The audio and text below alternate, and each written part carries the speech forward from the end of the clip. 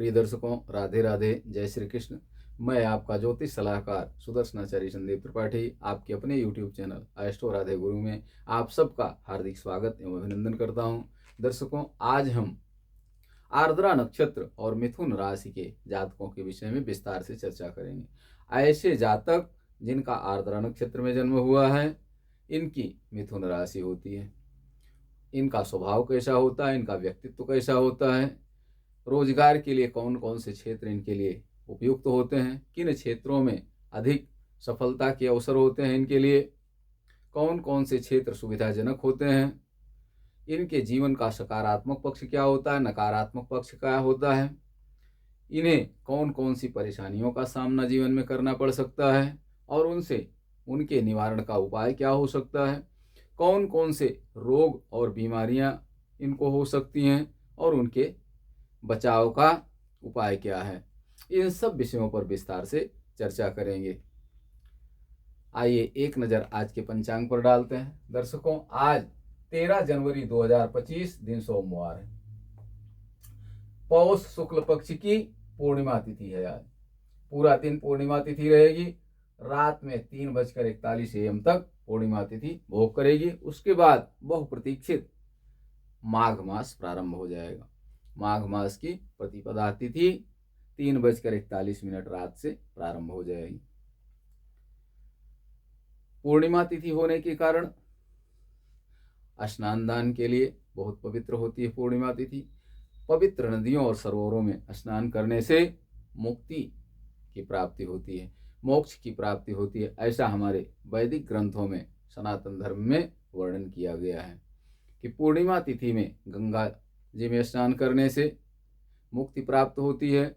जाने अनजाने जो अपराध हुए होते हैं हमसे, उनसे निवृत्ति मिलती है, उनसे मुक्ति मिलती है और हम सकारात्मक दिशा में काम करने लगते हैं।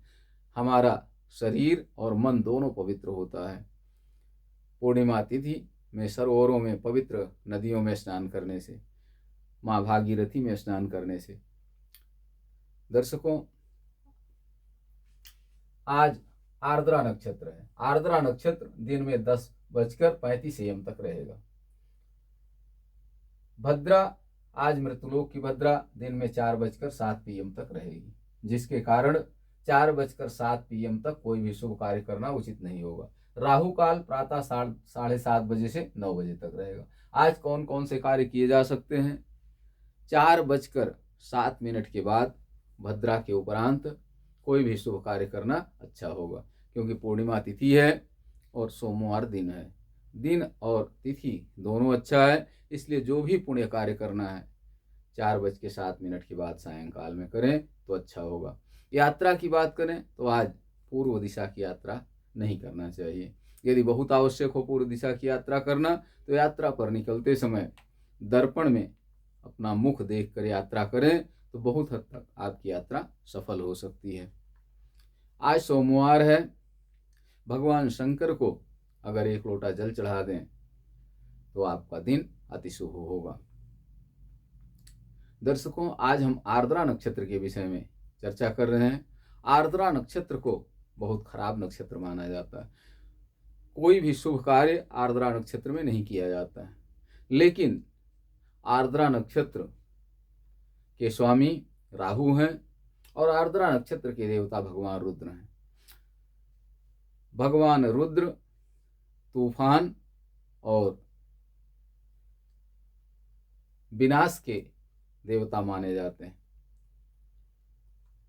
भगवान शंकर रुद्रावतार में अपने आते हैं, रुद्र रूप में आते हैं तो संहार करते हैं।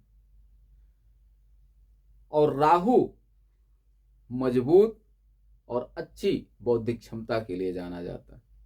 जिनका कुंडली में राहु मजबूत स्थिति में होता है, अच्छी स्थिति में होता है, ऐसा व्यक्ति बहुत अच्छी और बहुत मजबूत बौद्धिक क्षमता का होता है, बुद्धि का प्रखर होता है, चतुर और चालाक होता है।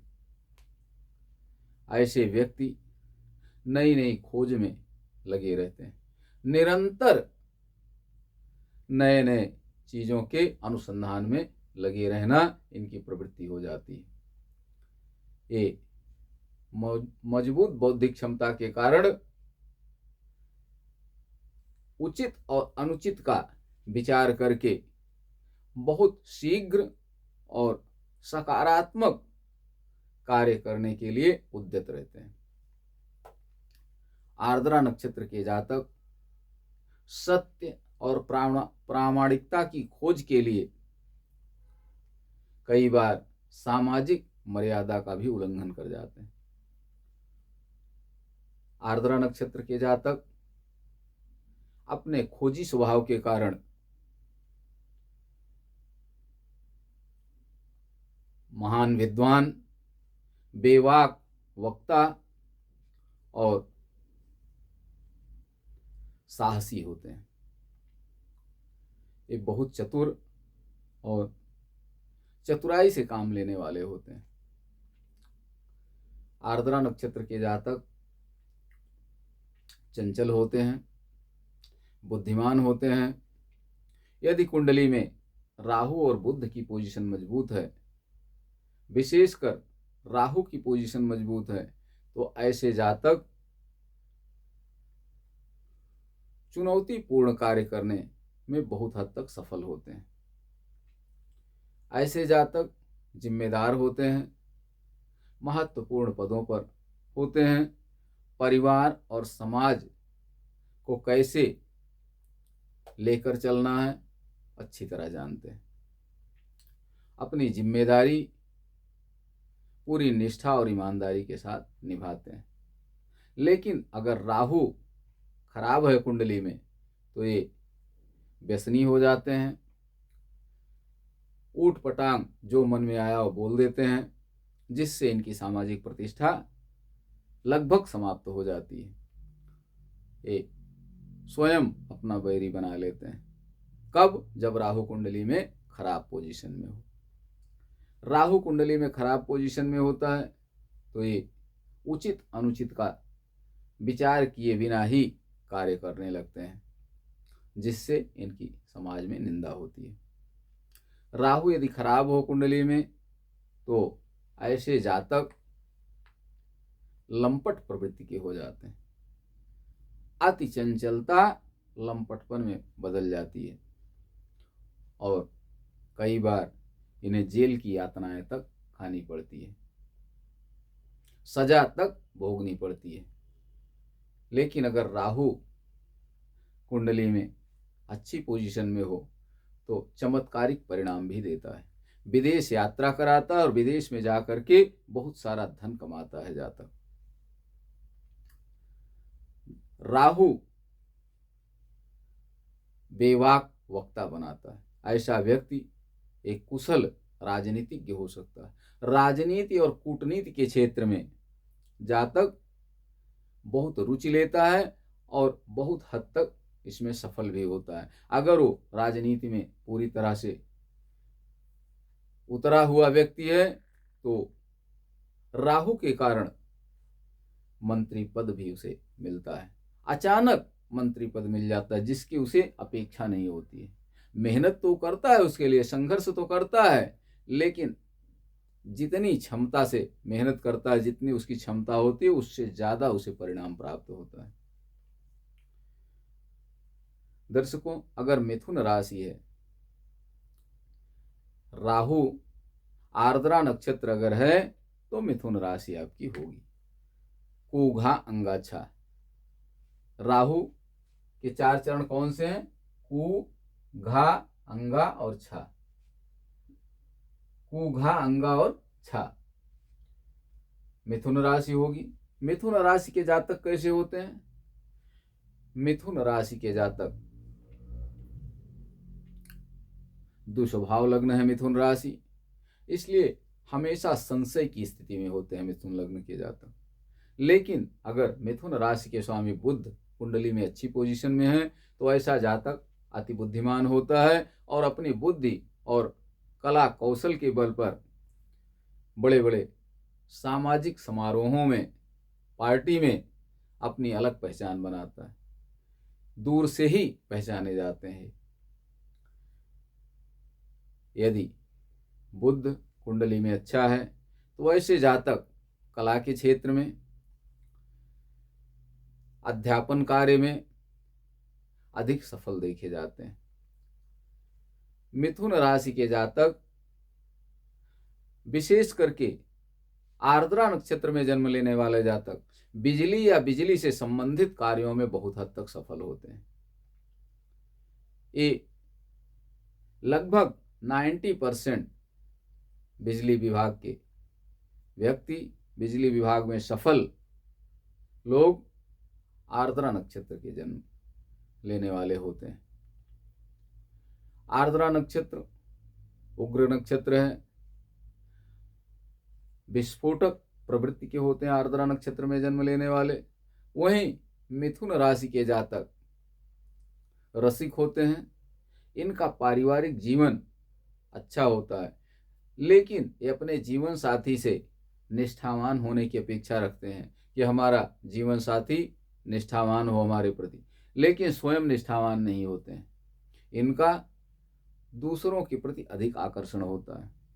दिखावा तो ये करते हैं, अपने परिवार से बहुत प्रेम करने का ढोंग रचते हैं, लेकिन आकर्षण इनका दूसरे में अधिक होता है, चाहे वह प्रेमी हो, चाहे प्रेमिका हो, चाहे स्त्री हो या पुरुष हो। एक दूसरे विपरीत लिंगी की तरफ आकर्षण अपने परिवार की अपेक्षा अधिक होता है, ऐसा माना जाता है और देखा जाता है।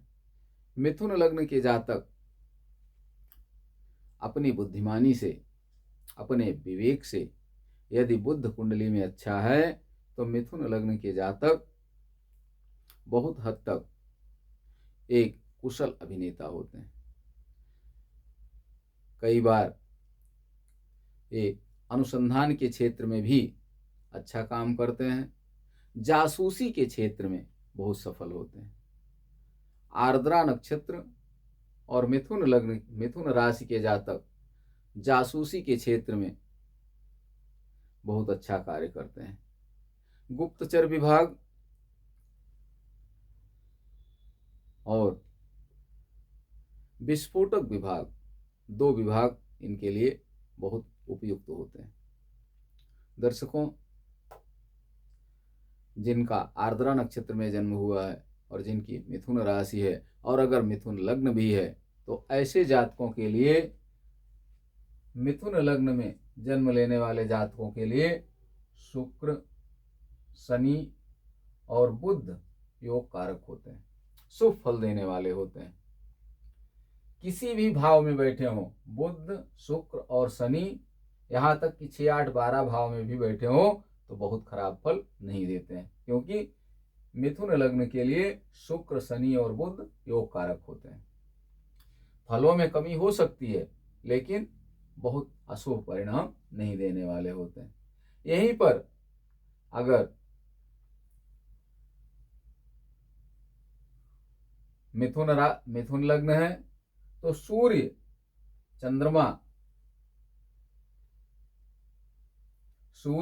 और चंद्रमा